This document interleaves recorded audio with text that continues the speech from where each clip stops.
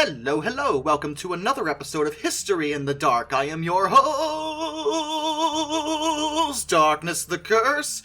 And before we begin, as always, thank you so much to my generous patrons, my British rail critics, and of course my underwater train finders. You are the reason why this content remains a monopoly. Not at all. There are actually quite a number of other historical YouTubers. I in no way have a monopoly on this subject, but today we are going to discuss another railroad. Another fallen flag railroad, to be precise. One that was, at one time, a mainstay in the area where it operated, and today is, in fact, no more. This is the story of the fall of the New York, New Haven, and Hartford Railroad. The New York, New Haven, and Hartford Railroad, which people generally just call New Haven, because it's easier than saying that whole thing, which is what I'm going to do, was a railroad that operated in New England, the United States, and it was actually born from a merger itself. What ultimately became New Haven is an amalgamation of a bunch of smaller lines, but the two main ones that first formed the initial merger that would become New York, New Haven, and Hartford were the Hartford and New Haven Railroad and the New York and New Haven Railroad, and they formally merged on July 24th, 1872. The rail line was really notable as it controlled a bunch of very key routes in New England. The area between Boston and New York City has always been ripe for economic growth and opportunities to make a lot of money, and New Haven controlled significant parts of it. For example, there was the Shoreline Railway, which was under a lease that was actually given to the New York and New Haven Railway on November 1st, 1870. The shoreline hugged the north shore of Long Island Sound from New Haven to New London, and it saw a lot of key traffic. And that wasn't the only ideal line they had under their belt. New Haven was ripe to make money, and at first things went very well. So well that it kind of became involved in just a little itsy-bitsy thing we like to call a conspiracy. Yeah, there's more to this story than just their fall, which wouldn't happen till the 1950s and 60s, but New Haven's got some baggage, as it were, that I think I should probably mention. New Haven's principal rival at the time would have been New York Central, though sometimes they actually worked with them to gain entry into places like Manhattan, as well as reach the Pennsylvania Railroad's new Pennsylvania station when Hellgate Bridge opened on March 9th, 1917. But New Haven was eyeing up the idea of completely monopolizing New England, something that you might recognize as being illegal, as monopolies completely compromise the free market nature of a capitalistic economic system. When you reach monopoly status, a company no longer has any competitors. Therefore, they can charge whatever they want for the product that only they can provide. It's deliberately anti-consumer. It's the one element of capitalism where the government absolutely has to step in and tell them to knock it off. What happened was, in the early 1900s, New York investors that were being led by J.P. Morgan gained control of the company. And yes, I mean that J.P. Morgan. The legendary J.P. Morgan. The man who won every game of Monopoly, J.P. Morgan. Those investors in 1903 installed a new president, Charles S. Mellon. Under him, they started to build lines into the Bronx, even awarding the contract to a local company to avoid friction with Tammany Hall. And in response to the contract, the New York State Legislature amended the city's charter so that franchise awarding power was removed from the city council and given to the Board of Estimate and Apportionment, which would only become defunct in 1989. Morgan and Mellon, working together, managed to achieve a complete monopoly of transportation in southern New England. They purchased not just the other railroads, but steamship and trolley lines as well. During those years, more than 100 otherwise independent railroads would become part of New Haven. It wasn't all bad, as Mellon was a really good president and a railroad man. Under him, the line saw substantial improvement, and service was good. But Morgan and Mellon began to overextend their ambitions. They attempted to acquire or neutralize competition from other railroads in New England, including New York Central's Boston and Albany Railroad. But this constant push had left them financially weak. And in 1914, 21 directors and ex-directors of the railroad were indicted for conspiracy to monopolize interstate commerce by acquiring control of practically all the transportation facilities of New England. The whole thing was kind of a mess, but like I said, during that time they did make significant improvements, specifically electrification. New Haven actually pioneered electrification when it came to rail lines all over the world by their use of AC current instead of DC. The project itself was very expensive, but they felt it would be worth it in the end due to the cost saving that electrification would give them, and they moved to install an 11,000 volt AC system. In the early 1900s, that was a major idea. AC is pretty standard nowadays, to be honest, but prior to New Haven doing this, railroads always did DC. But direct current has a lot of drawbacks. It provided relatively low voltage, usually no higher than 3,000. It required a lot of equipment to retain the power throughout the system, and that usually involved needing substations at regular intervals all along the lines. Alternating current didn't actually need to do this. It has none of those inherent flaws. The overhead wires are usually cheaper, and they can be strung for hundreds of miles without losing any power, even without substations. And maybe you yourself want to learn more.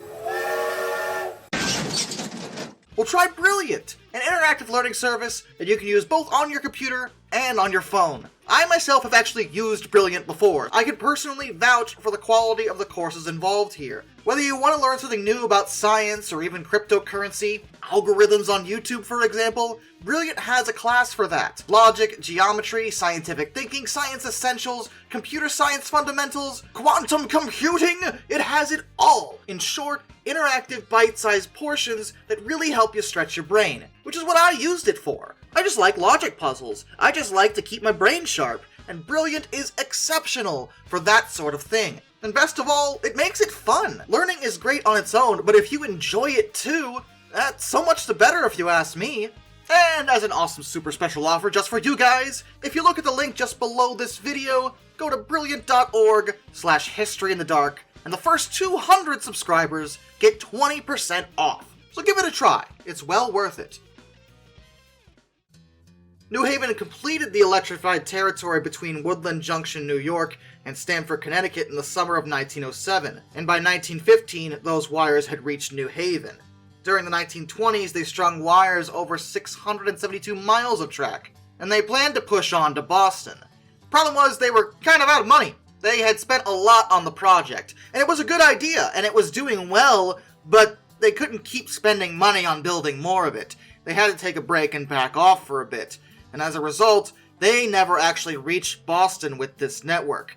Amtrak would actually close that gap in the early 2000s to enhance their northeastern corridor. More on that later, though. Now, the AC system did have some early problems. Some failures did happen, but the technology was brand new, so that wasn't necessarily unexpected.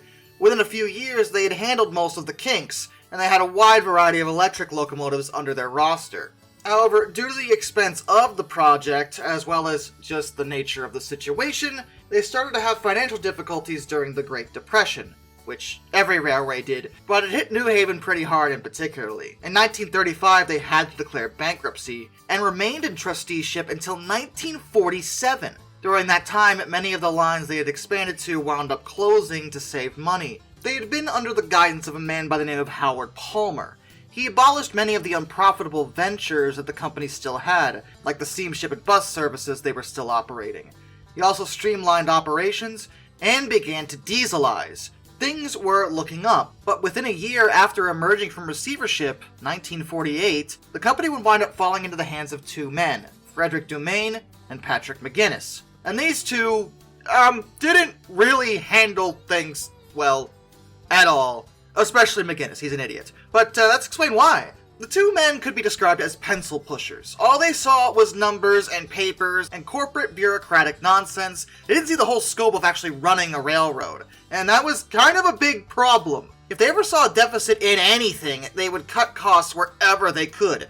And this is an issue on a railroad in particular because, frankly, there are things you have to pay for in order to keep things, safe and efficient. There are costs of operations that need to be absorbed. Sometimes cutting costs in areas is good, but if you do it too much, you can reduce the ability of the railroad to function at all. They laid off even the most veteran workers for one thing, leaving skeleton crews all over the place, many of which were highly inexperienced, and with no experienced men to actually train them. They also deferred maintenance, because of course they did. Of course they did. You don't need to maintain the rails. What could possibly happen? I feel like every fallen flag railroad I've talked about has been, like, at one point, deferring maintenance. Like, every single time. Stop doing that. The tactics only worked under the short term, because, yeah, the railroad saw a deep slump, and then it fell victim to infighting. Dumaine and McGinnis, when they were around, got along, but McGinnis was super greedy, and when Dumaine died, his son, Frederick Dumaine Jr., inherited all his shares and should have been made the company's president, but McGinnis resisted that in 1954. He gained support by vowing to return more of the company's profit to shareholders, and he won control of the railroad and appointed a new man, Arthur V. McGowan, as the vice president. But McGinnis, like I said earlier, is an idiot, at least when it comes to running a railway. Most of his financial goals were out of his reach. This was the 50s, and the rail industry in general was on kind of a downslope due to planes and cars. He attempted to accomplish most of his goals by deferring all but the most basic maintenance, while at the same time spending lavishly on a new visual identity for the company, changing the old green and gold trim to a black, red, orange, and white, and giving them a stylized NH emblem. Now, did the new library look nice? Yeah. Was it a complete waste of money at the time? Yeah, definitely. Why are you spending money on paint jobs? Your railway's literally falling apart, and you're trying to repaint everything. Oh, yeah, by the way, McGinnis and McGowan had Chrysler Imperial automobiles custom-made so they could travel along the railroad's tracks to their country estates in Litchfield County, Connecticut. Because of course they did. You know, J.P. Morgan did win at capitalism, but he still knew what was best for the rail line and did good things for it. McGinnis and McGowan seemed like a couple of blockheads, if you ask me. When McGinnis finally departed just 22 months after he gained power, he left the company financially destroyed. And the 1955 Connecticut floods definitely didn't help things. It was one of the worst floods in the state's history. 2 back-to-back hurricanes had saturated the land, and it caused severe flooding in August of 1955. 87 people were killed, and property damage across the state was estimated at more than $200 million. That's in 1955 money. The railroad's directors had had enough of McGinnis's nonsense even when he finally left, and he was replaced with a man by the name of George Alpert. Now, Alpert wasn't necessarily a bad leader. He was a good fit for the role and did his best to fix the company's problems. But McGinnis had dug them into such a profound hole that Alpert was hard-pressed to do much about it. Due to a dying freight and passenger market, too many light-density branch lines that just needed to be closed, as well as the rail network in general being too saturated by other competitors who were in much better condition, Alpert couldn't do a lot. The company was effectively destitute, and they declared bankruptcy again in 1961. The future for them looked bleak, and the ICC wasn't really sure what to do about it. There were certain areas of the network that needed to still have the rail lines, but fixing New Haven's issues would be difficult. Receivership may not be enough this time. Reorganization might work, but what else were they going to do? Oh, New York Central and the Pennsylvania Railroad want to merge? Oh, can you take this off our hands? Yep, if you remember correctly from my video about Penn Central, New Haven wanted to be included in that merger as a condition given to them by the ICC. Recognize that one of Penn Central's biggest issues was that the management from the Pennsy and the management from New York Central couldn't agree on anything. But you know what they did agree on? Nobody wanted New Haven. None of them. Not a single one supported the idea. They all fiercely resisted the concept because New Haven was that bad, and they knew taking on the burden of fixing their issues was going to be financially disastrous. But they weren't given a choice. It was either take New Haven or don't merge at all. So they did. Now, Penn Central's problems weren't just because they took over New Haven, but it certainly didn't help. Penn Central was an unmitigated disaster, the largest bankruptcy of its time, and they were already experiencing issues when they finally formally took control of New Haven on January 1st, 1969. Frankly, the act of doing so was kind of like if you were already on a sinking ship, and then you just set it on fire. because why not at that point? That's kind of how that went. Though Penn Central officially declared their bankruptcy on June 21st, 1970, the situation wouldn't really start to be resolved until 1976. Penn Central controlled a huge part of the Northeast United States. They couldn't just shut them down and do nothing. It would leave many smaller rail lines stranded, with no connections, and other industries that depended on the railways without an effective means to transport their goods. The federal government would wind up forming the Consolidated Rail Corporation, comprised of what was left of several bankrupt northeastern carriers. They were officially launched on April 1st, 1976. Though that seems like an April Fool's joke given the date, Conrail was no joke.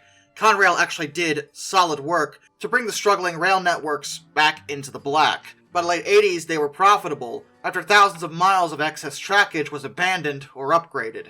New Haven's secondary lines comprise a portion of the abandonments. Large sections were let go and considered superfluous for a railroad just trying to recover. But that doesn't mean every single part of them was no longer used, and there was a big element that I mentioned earlier that is still being used, by Amtrak. The New York to Boston main line was an important link for both freight and passengers. Amtrak uses it as a major component of their Northeast Corridor, which is one of their busiest sections of line and one of their most well-engineered. On top of that, there are quite a few preserved locomotives that originally are from New Haven that are still around at various museums. And interestingly, the Connecticut Department of Transportation wound up using McGuinness's livery for their own CT rail service. And it is a nice livery, I will admit, so it's nice to see it still around. And with that, a special thank you to all my underwater train finders. Thomas Ward, Somedo267 Orange Glass, Royal Hudson 2860, Lord Hawk 444, Benjamin Owens, Panzer Kitson 131-232, Mr. Black Rose, Master of None, Josh Johnson, Metal for Life Guy, Anzac A1, Arthur Roy, DM Tribal Typhoon, Tommy Rossini, Ohio Trucker 1, Lord Captain Von Thrust III, Joshua Long, Alaric Jaspers, Brian P., Jack Carson's Railroad Videos, Major Klutz, and Ty Hammonds Jr. Till next time, this is Darkness, and I bid you all a fond farewell.